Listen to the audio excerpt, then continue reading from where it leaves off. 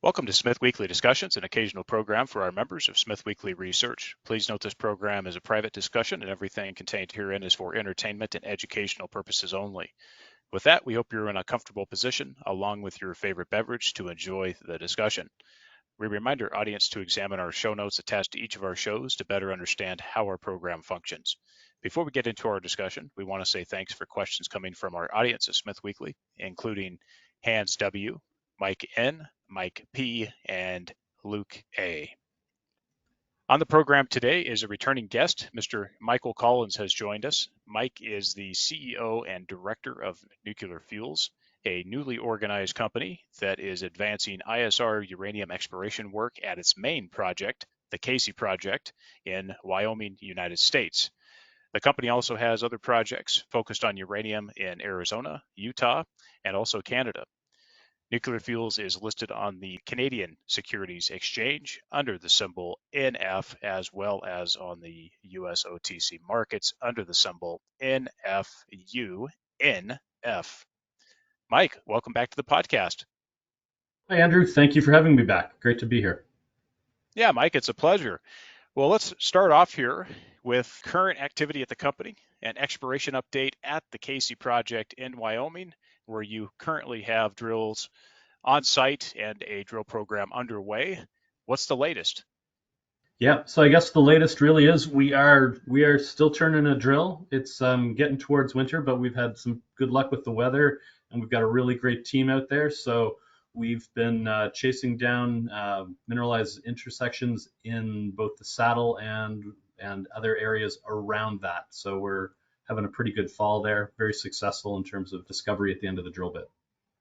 If you can, maybe just talk about how you see this wrapping up as far as further work to conclude this program, what you think that timing will be, and then also some results have come out, assuming there'll be some more results flowing into the new year here, but just talk about the conclusion of the program and then what you guys see as the next steps. We're likely to be wrapping up the end of this week. That would be the 16th of December. People start to move towards Christmas. It's good to get out of the field. We'll have continuing results into the new year, and we'll also have other things we'll be bringing forward, additional projects hopefully, and news on what we're doing through the winter before we start drilling again in the spring. Let's talk capital structure here, Mike. It's been a while since we've had you on the program. Just give us an update on where we are at this point with cash on hand, post-drill program completion, if you will, as well as shares outstanding and, of course, major shareholders at this point. So cash on hand at the end of this program will probably be about $1.5 million, $2 million by the time the smoke clears. We would look, that would actually give us enough money to resume drilling and run a good program in late winter, early spring, depending on weather. We haven't done any fundraising since we've gone public. We're still 47.6 million shares out. I think 2.1 million options out there and no warrants. It's a very tight structure. There is a bit more trading in the market now. We've got people more excited about what we're doing with the drill turning, but fundamentally long-term shareholders, and I think people are pretty excited about what we're doing. And Mike, would you mind telling us just a little bit about the shareholders there at the company as well? So we originally came about as sort of a combination of assets in Canada and then assets that were vended out of Encore Energy, the Kaycee project in Wyoming being the key one that came out. So they've got about a 19.9% interest. Management has about another 10%, and all of that, I should say, is under an escrow program. So I think 10% of it's free trading, and the rest of it, the other 29% of our overall holdings, are fully escrowed. Beyond that, we've got some significant funds in Australia, Brazil, out of California, New York, Texas, who have picked up significant positions. We've got some key uranium players out of Toronto as well, I should say, and some here in Vancouver. So it's a really good group of investors and people who are looking at it long term as opposed to, hey, look, stock just doubled, I'm selling. We're in a pretty good place, I think, in terms of support, market support. Yeah, I like that, Mike. I appreciate you sharing some of those locations. We know some of the funds coming out of those areas, so I appreciate that. With respect to cash here, Mike, market conditions are not poor, but certainly I would call it moderate at this point, and could very well be moderate going into 24.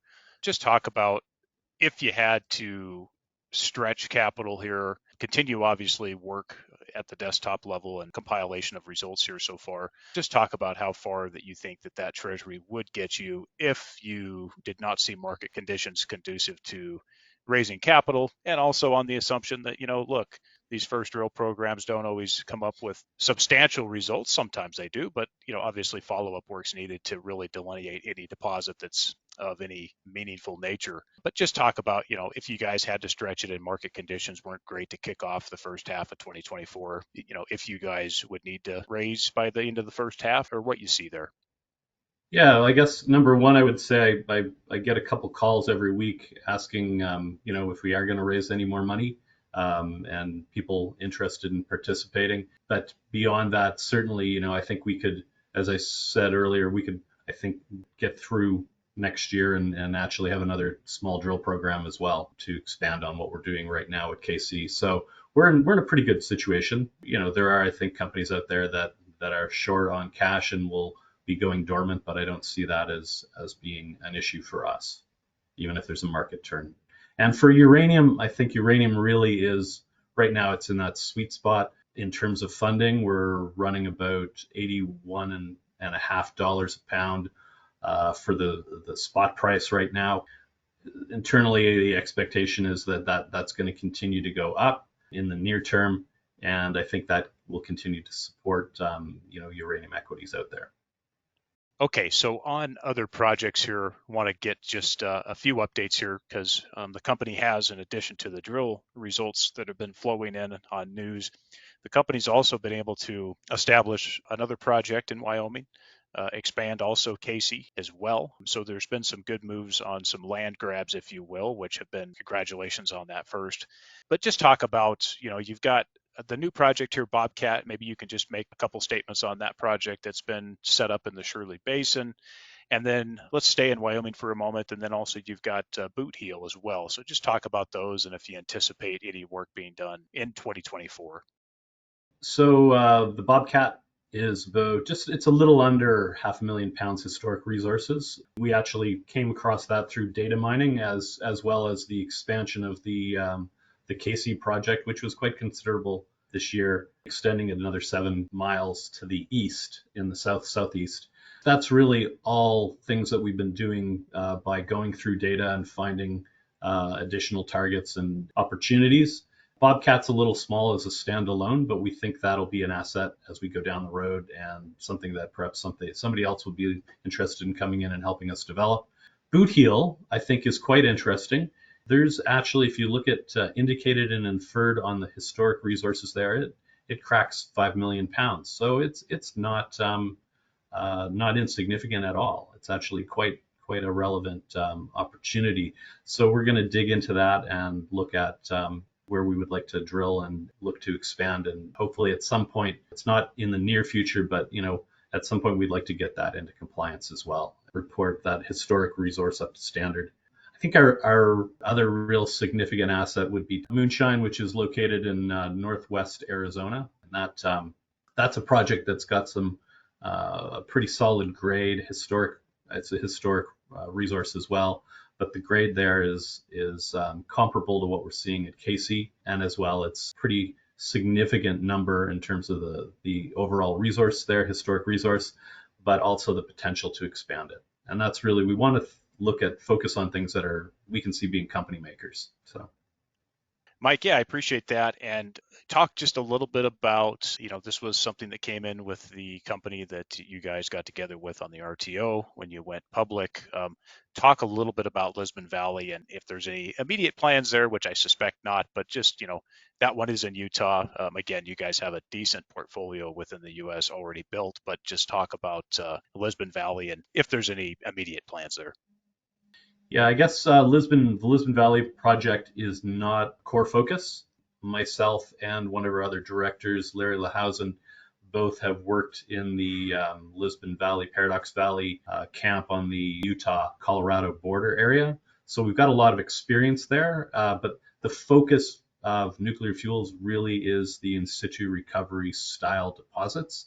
And unfortunately, Lisbon Valley falls outside of that. So at some point, we'll probably be looking for a partner there as well. But we think it's a pretty solid asset.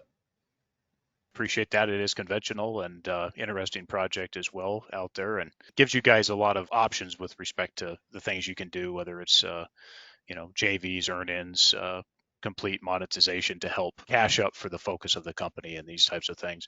We also noticed you were able to complete an OTC QX listing, which congratulations on that. I appreciate that for visibility for investors. Any other stuff specifically you'll be working on? I'm sure you guys are looking at other projects. Any other items you just wanted to cover off as well? Yeah, so we have continued our data mining process, if I can call it that, and I'd look to the new year for hopefully unveiling, presenting some additional uranium assets, and continuing to demonstrate, not only building value through the assets that we have, but organically adding to them. Mike, also remind the audience, because I know there's been a little bit of change with people there, just slight change with the merged group, but just also highlight off some of the key people that are helping you out on the ground and you think are important for the audience to be aware of. The highliner of that would be Bill Sheriff, who is our chairman.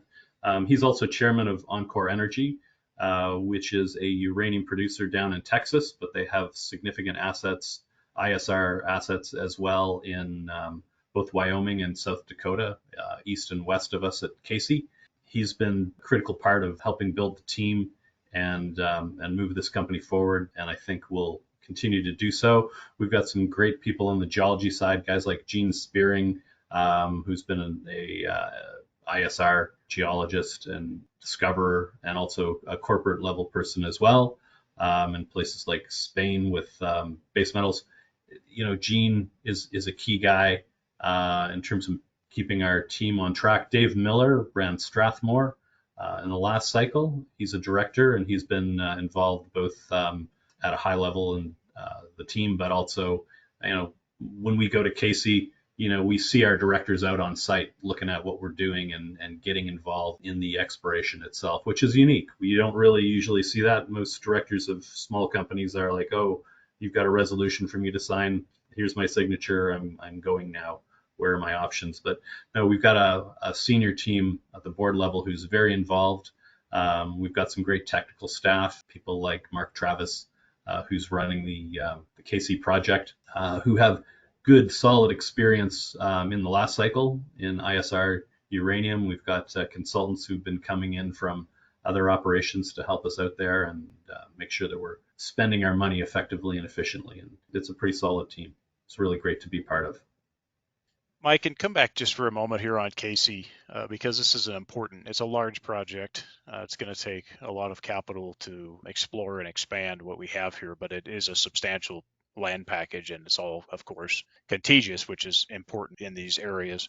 But just talk about what your expectations are looking forward. Let's call it 2 years, maybe 3 years out, just as far as, the types of deposits that you guys think are here, roll front, and just overall your expectations here in the years ahead in terms of what you guys think this has for potential. Start off by stepping back and looking at Kaycee as a whole. We've got over 110 miles of roll front mapped there. So that means we pretty much know where the mineralization is on that project, over a 33-mile long trend, and there's multiple roll fronts in parallel, which makes life a little more efficient in terms of going from one target to another. But fundamentally, our issue isn't finding mineralization. It's actually finding it and drilling it in the most efficient and effective way in terms of time and money. We want to develop resources there as quickly as we can. There's obviously geological uncertainty in any process, but we have an exceptional opportunity at Kaycee. And in the back of that as well, I think a lot of our shareholders are quite attracted to the fact that we have an agreement with Encore Energy, where they have the option to back into the project once we've resourced 15 million pounds of uranium at Kaycee. And so that really becomes our target. And we're hoping that we can get some resources and move towards that target sort of in a 2 to 3 year window would be where we'd like to go and get down that road. But certainly there's no guarantees that we do it. But once we hit, if we hit a 15 million pound resource at Kaycee, enCore has the opportunity to back in and take the project to production in exchange for returning 2.5 times our exploration expenditures, plus carrying our 49% interest to production. So it's kind of that unique opportunity where a junior exploration company can become a producer without having to raise all the capital to fund a production development, but also we also don't need to go out and secure the technical team to do that either. So it's one of those, we can continue to focus on exploration while we become a production company. Pretty exciting opportunity, and that's if we can start delivering significant resources in a 2 to 3 year window that's relevant to that target. That's my real main focus. Mike, I think that's good for the audience to understand that situation and what we've got here. I think that's important for them to see and have some eyes and ears on it. You guys continue to progress this towards that initial 15 million pound target. Just on the drilling here, maybe you can give us a little more flavor in terms of the depth that you guys are going, where we're seeing mineralization, because we have a pretty good idea of where this hangs out. Talk about the depth for the audience who may not be aware of how far you're drilling here. And then also, if you have a rough number, I know this might take a little bit of calculation, but what's this costing in terms of the drilling out there? If you can maybe just give us a basis. So at Kaycee, we're in the area that we're focusing on right now. We're looking at the lower Wasatch Formation, and we're targeting that around 250 to 350 feet. And then below that, we've been drilling on the upper Fort Union Formation mineralization, and that's depths of almost 650 feet. Our drill costs are actually pretty reasonable. We have probably about $20 to $22 all in a foot, which is incredibly cheap. So we're looking, if you had a 500-foot hole, that would be $12,000 to do that. Compared to the cost of core drilling in the Athabasca Basin, where you'd be looking at north of $200 a meter, or call it $65 a foot. We're about a third of the cost of what we'd be looking at our Canadian counterparts in their exploration drilling costs. So it's pretty inexpensive in comparison. We will continue to target those two formations. Other areas, our maximum depth of exploration really is probably 750 or 800 feet. And that's because when you look at it from a production stance, once you're over 800 feet, you have to line production drill holes with steel as opposed to PVC. And there's a commensurate increase in expense there. So that's our target, is to stay targeting things that are shallower than 800 feet depth. And we go forward on that basis. But, we've got lots of targets in that range. And again, so 110 miles of roll front targets that we know of.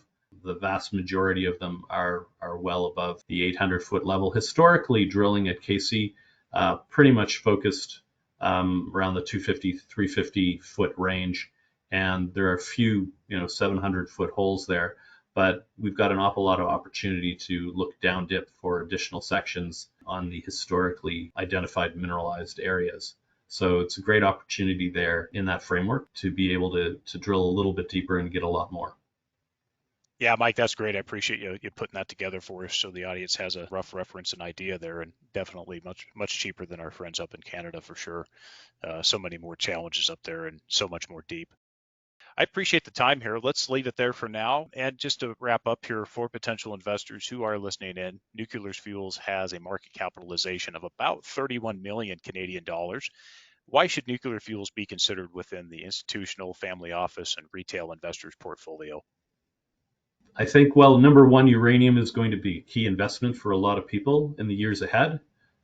We are I think, at the beginning of a uranium renaissance, and it really is the place to be. The price has gone up, but it really hasn't. Um, there's going to be a long sustained market here in the uranium space, and it'll be a key part of a lot of people's portfolios. As this happens, getting into companies that are developing resources and hopefully in the long term becoming producers is one of the best places that you can find value in the market. So puts nuclear fuels in just the right spot. And Mike, what is the best way for folks to reach out to the company? We do have on our website a phone number for the office, and if you call and want to talk to me, I will pick it up. We do our very best to answer all inquiries. So if you send an email or make a phone call, you can talk with us. Mike, appreciate that. Well, it's always good to catch up. Keep up the efforts with the company, and we'll be back in touch. Thank you. Thanks very much for having me, Andrew. Great to be on today.